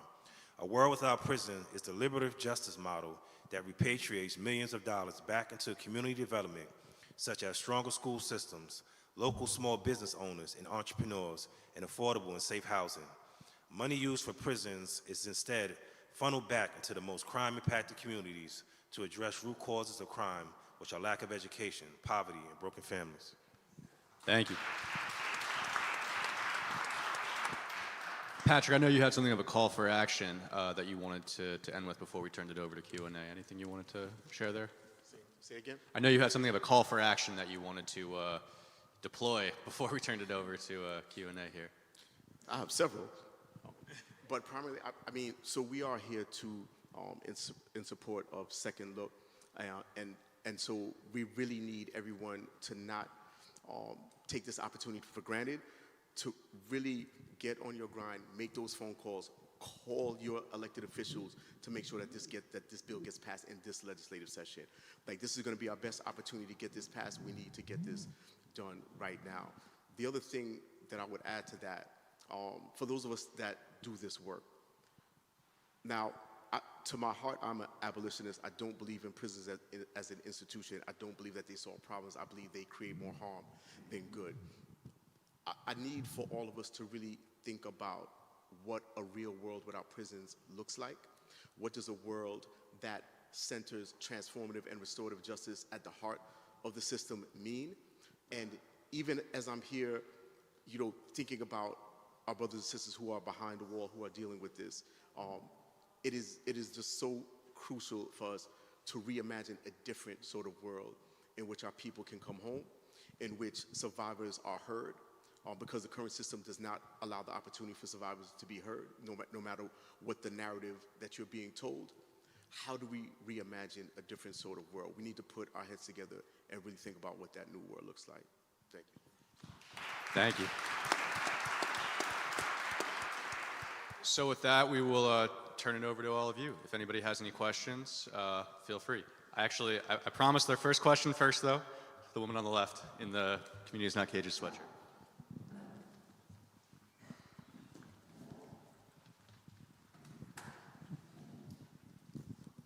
First of all, I want to commend the panel. You all are great, but as a family member, I'm going to tell you why the Second Look Act is so very important to families. I'm the mom of a son that's going into his 28th year of incarceration since he's 15. If we would have had the Second Look Act, I'm sure he would have been home already. So now, if there's any families in the audience, please advocate with your legislators for the Second Look Act for your loved ones, to give them that second chance, because families need hope as well as those inside. And I feel for the children of the incarcerated, as well as parents like myself who have incarcerated. And Mr. Ricks, you and I have connected, and you know.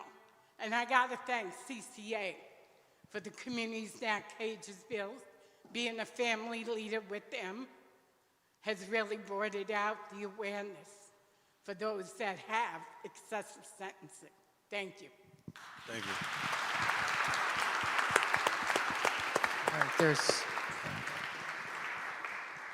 All right, so there's a question back here.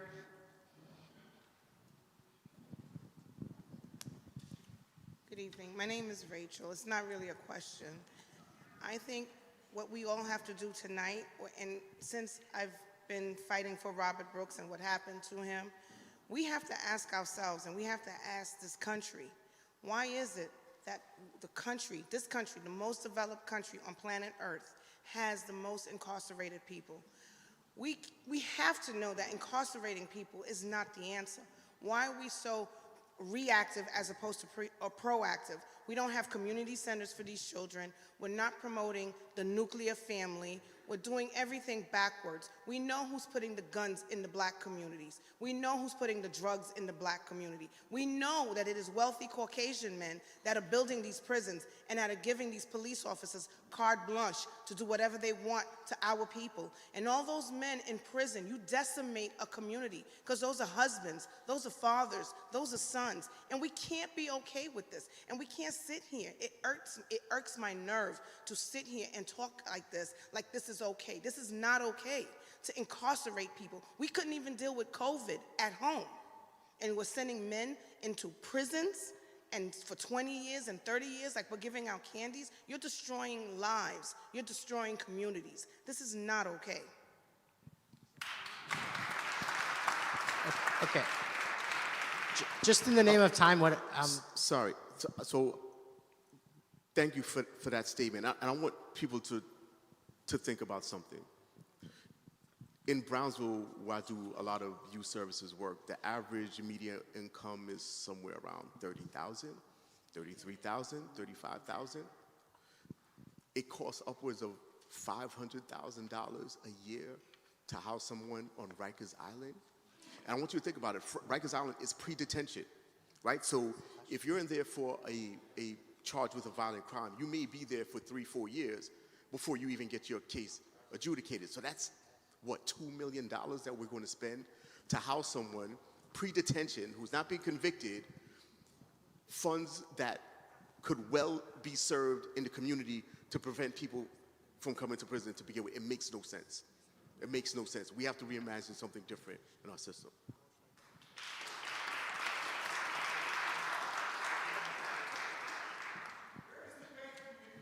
Oh, yeah.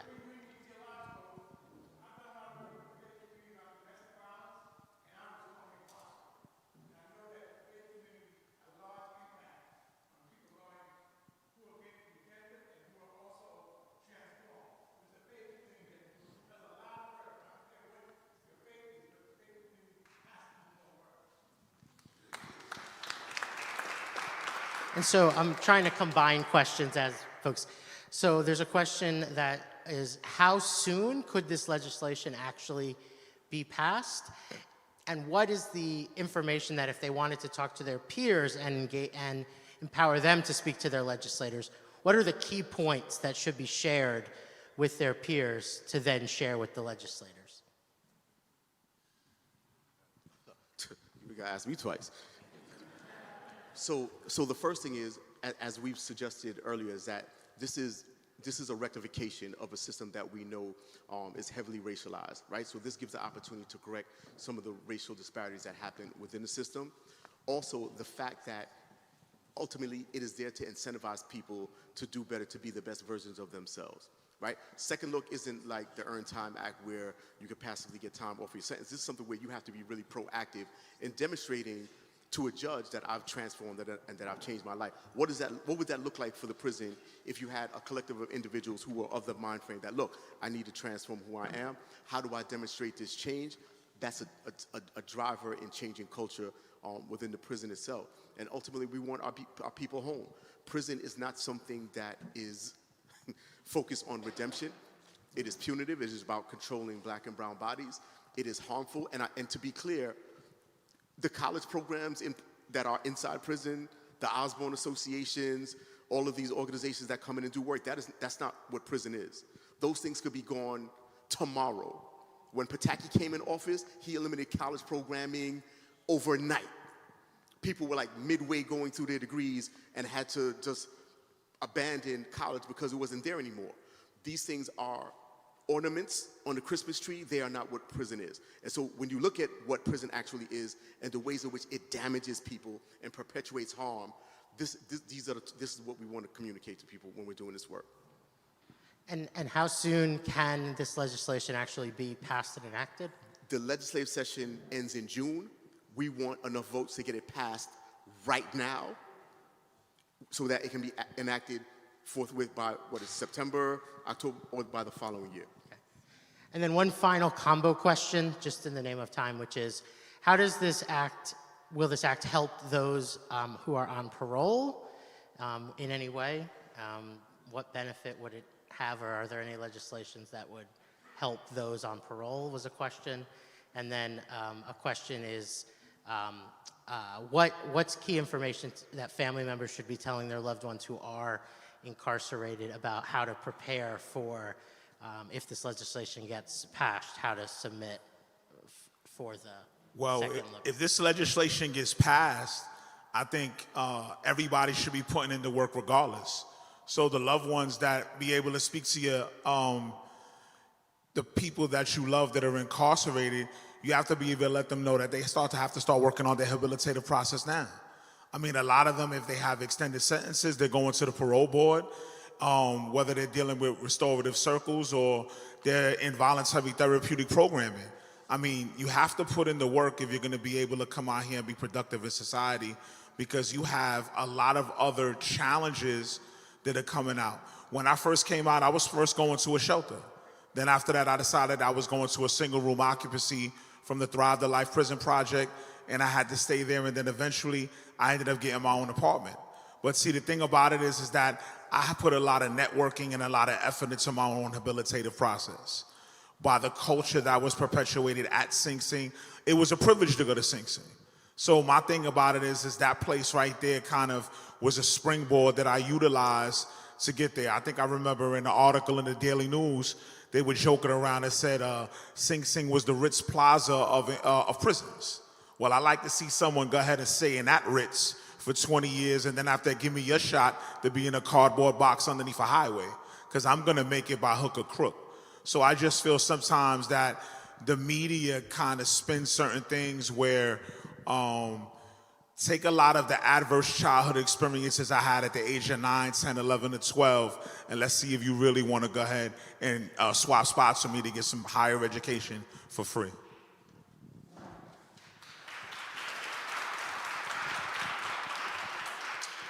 So I hope this conversation continues. I know there's still some outstanding questions, but in the interest of time, we wanted to wrap up. There is food in the back, and more importantly, there are flyers in the back with all the information that you might need about the legislation, about calling your legislators, taking action, and getting involved in this community. Thank you so much to everybody for coming tonight. Thank you to Union. Thank you to CCA. Thank you to the Communities Not Cages Coalition. Thank you to Judge Brown. And thank you to Mr. Ricks. We are incredibly grateful. There's real power in this room, and we hope you'll continue this fight with us. Thank you.